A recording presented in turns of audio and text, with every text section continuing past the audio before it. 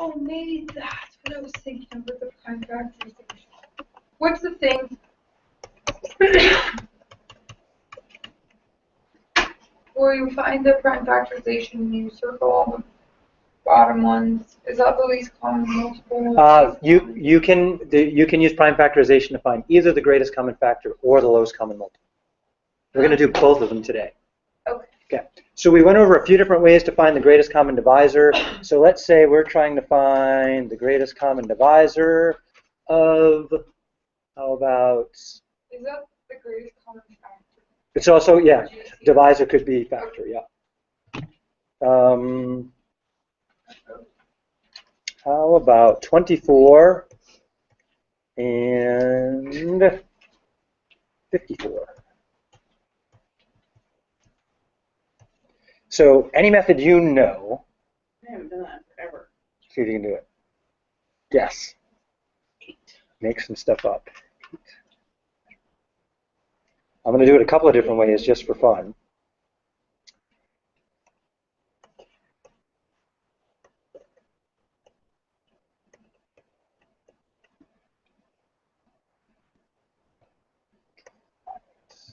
Whoa, he does that. Twice. Remainder of 6.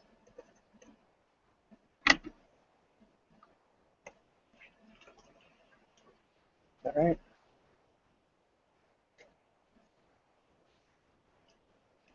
Yeah. 6 goes into 24.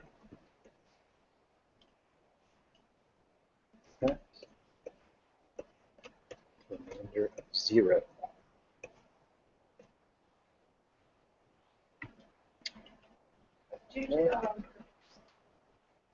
Yes. You did. What I just did right now? Those numbers. 24 and 54. oh, I picked them up with nothing in mind. You did. Yeah, I didn't The pick them prime factorization is opposite of each other. Oh, really? Oh, cute. Let's see. 24 is 2 times 2 times 2 times 3, right? 2 cubed times 3. Mm-hmm.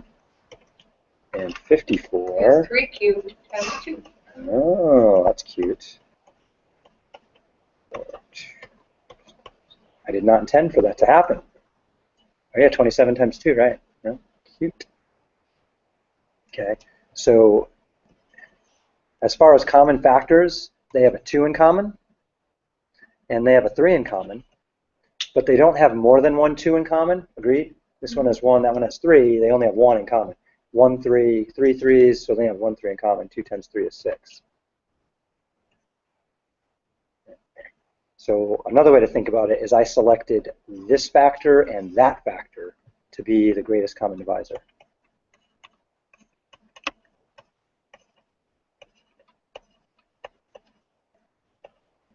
The other way I didn't do here to find a greatest common divisor or greatest common factor is to just list all of the factors and find the biggest one that they have in common. Right? So there's the list method we talked about last time. Anybody remember what the division method is called from last class? There were only 3 of you here last time, so. That's the remainders. Yeah, so what you do is you take the smaller into the larger, and then you take the remainder into the previous divisor. And you keep doing that till you get a 0 remainder. The previous remainder has to be the GCF. It always works. This is called the Euclidean algorithm. Euclidean algorithm. I think it's incredibly cute, and I use it every chance I get, which unfortunately isn't often enough. Unfortunately, it only works for a pair of numbers. If you wanted to find the greatest common divisor of 3 numbers, you would have to do this in stages or use the prime factorization method. The prime factorization method is you just find the pairs that you find the whatever divisors are common to both, and you multiply them together. So say there was a bunch of 2s. Mm-hmm. That's still, you'd still multiply. Yeah, like suppose we had one number was, I don't know, 2 squared times 3 times 5 squared, and another one was 2 to the third times 3 times 5 times 7, whatever those numbers are. The greatest common divisor Would be 2 squared would have to be 2 squared times 3 3 times 5. Yeah. They don't have any 7s in common, so that would be their greatest common divisor. Okay. Yeah. Let's see, what are these numbers anyway? Let's see, this one would be 300, I think. Somebody help me out here with a calculator. I think that's 300, and this would be 10 times 12 times 7, 720 maybe?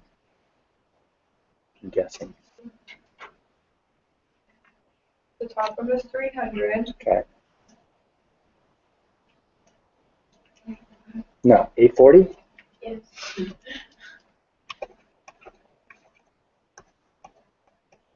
Okay, it's not magical. I did that in my head. Here's what I was thinking.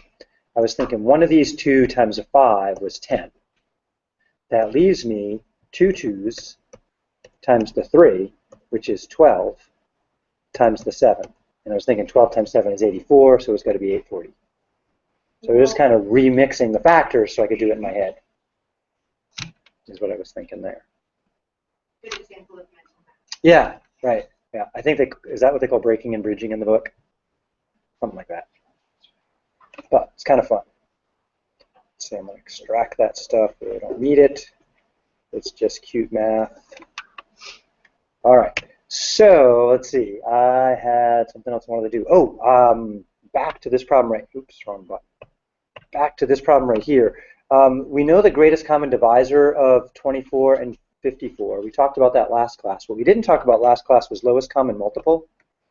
So I'd like you to reach back into your brains and see if you can figure out for me what is the lowest common multiple of 24 and 54, and then I'll go over a few different ways on how to determine that. You give it a shot first. Experiment. Talk to each other. No, I can't even.